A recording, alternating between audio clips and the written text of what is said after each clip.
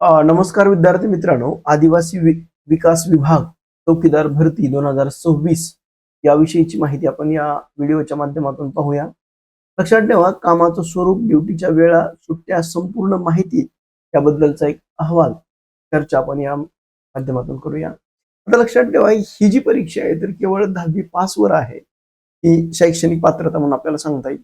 एकूण जागा ह्या 478 आहे. या पदाचं नाव आहे चौकीदार आणि विभाग आहे आदिवासी विकास विभाग.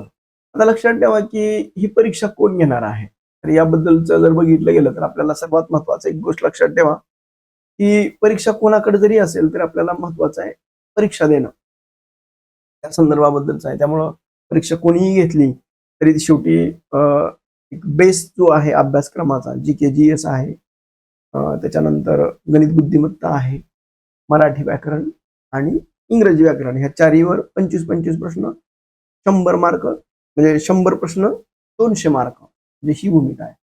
तुमची ड्युटी कुठं असेल तर लक्षात ठेवा, आश्रमशाळा म्हणजे प्रामुख्यानं ग्रामीण भागामध्ये, प्रकल्प कार्यालय म्हणजे विभागीय स्तरावर, आणि मुला मुलींचे वसतिगृह जे असतं त्यामध्ये ग्रामीण आणि शहरी दोन्ही ठिकाणी, आणि आयुक्तालय हे नाशिक भवनमध्ये, विशेषतः शहरी भागामध्ये. आता लक्षात ठेवा की नवीन उमेदवारांना सुरुवातीला आश्रमशाळा किंवा वसतिगृहावर पोस्टिंग मिळवण्याची शक्यता ही असते, 60 शक्यता ही असते. आता लक्षात ठेवा की कामाचे नेमकं स्वरूप, कोणत्या जबाबदाऱ्या असतात. सगळ्यात महत्वाचा 4 जबाबदाऱ्या आहेत. एक म्हणजे कॅम्पस सुरक्षा, म्हणजे इमारती आणि परिसराची निगराणी राहणं. पाहुणचार सारखं काम नाही, बळाचा वापर करतात त्या पद्धतीनं, तर एक सुरक्षा करणं. दुसरं आहे नोंदवही, रजिस्टरवर, म्हणजे इन आणि आउट वेळेची अचूक नोंद ठेवणं अत्यंत आवश्यक आहे. तिसरं महत्वाचं आहे विद्यार्थ्यांची सुरक्षा.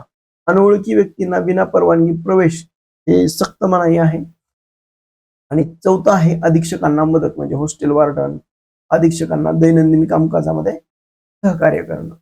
वसतिगृह ड्युटीमध्ये कठोर सुरक्षा नियम लक्षात ठेवा. गेटवर नोंद आहे, म्हणजे प्रत्येक विद्यार्थी हा शिक्षक आणि कर्मचाऱ्यांची रजिस्टरवर नोंद करणं. पालकांसाठी नियम, म्हणजे मुलींच्या वसतिगृहात पालकांनी थेट वरती रूम मध्ये जाण्याची सक्त मनाई आहे. संपर्क यंत्रणा, म्हणजे चौकीदार खालून फोन लावतात आणि विद्यार्थी स्वतः खाली गेटवर येतात, आणि वेळेचं बंधन, ठरलेल्या वेळेत आधी आत येणं बंधनकारक, अन्यथा थेट पालकांना हे विद्यार्थ्यांचा फोन केला जातो. ड्युटीच्या वेळा जर बघितल्या गेलं तर रात्रपाळी, दिवसपाळी अशा म्हणजे 24 तास ड्युटी असते. या 24 तास असतात. त्यामध्ये वसतिगृह कधीही वाऱ्यावर सोडली जात नाही. 3 शिफ्ट मध्ये काम चालतं. रात्रीची गस्ती, हातात टॉर्च घेऊन रात्रभर सतत फिरण्याची गरज नाही. गेट जवळ किंवा सिक्युरिटी कॅबिन थांबण्याची किंवा विश्रांती घेण्यासाठी बेड किंवा खाटची व्यवस्था असते. म्हणजे लक्षात ठेवा, दिवस असेल, संध्याकाळ आणि रात्र, अशा एक साधारणतः ह्या, म्हणजे हे संध्याकाळ, दिवस आणि रात्र, अशा 3 शिफ्ट मध्ये 8-8 नुसार विभागणी केलेली असते. वर्दी का असते तर होय, ड्युटीवर असताना गणवेश हा अनिवार्य असतो. कारण म्हणजे या वर्दीचं स्वरूप काय, तर पूर्णपणे पांढरी पॅन्ट आणि पांढरा शर्ट, कोर्टाच्या शिपायाप्रमाणे. अनिवार्यता काय, ड्युटीवर असताना हा गणवेश परिधान करणं हे सक्तीचं आहे. अनिवार्यता, ड्युटीवर असताना हा गणवेश परिधान करणं सक्तीचं. विशेष भत्ता, शासनाकडून गणवेशासाठी दुलाही भत्ता हा दिला जातो. आता सुट्टीचं स्वरूप जर बघितलं की शनिवार रविवार सुट्टी असते का, तर नाही, फिक्स 2 दिवसाची सुट्टी नसते. म्हणजे अत्यावश्यक सेवा, ही ड्युटी अत्यावश्यक सेवेत येत असल्यानं साप्ताहिक सुट्टी शनिवार रविवार फिक्स नसतो. बदली सुट्टी असते. तुम्हाला रोटेशन नुसार बेसिक वर सुट्टी मिळते. या आठवड्यात सुट्टी नाही मिळाली तर पुढच्या आठवड्यात ऍडजस्ट करून बदली सुट्टी ही तुम्हाला काय केली जाते, दिली जाते. सर्वात मोठा गैरसमज काय आहे की दिवसभर गेटवर उभं राहावं लागतं, खूप पाय दुखतात, काम अतिशय त्रासदायक आहे.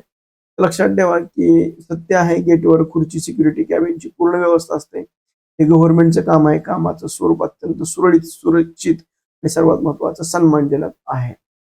आणि महिलांसाठी एक सुवर्ण संधी आहे, म्हणजे सर्व सुरक्षित वातावरण. ड्युटी वसतिगृह किंवा आश्रमशाळेत मुलींच्या असण्याला 100% सुरक्षित असते. सरकारी नोकरी मिळवून ड्युटी सांभाळत पुढील मोठ्या पदांसाठी अभ्यास करण्यासाठी पुरेसा वेळ असतो.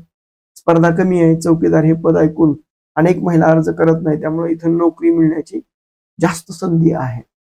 आणि यश मिळवायचं असेल तर PYQ जे क्वेश्चन आहेत तर त्यानुसार आपण तयारी करूया. यश हे तुम्हाला नक्कीच मिळेल. विद्यार्थी मित्रांनो, तुम्हाला हा व्हिडिओ आवडला तर तुम्ही लाईक करा, शेअर करा, सबस्क्राईब करायला विसरू नका. थँक्यू.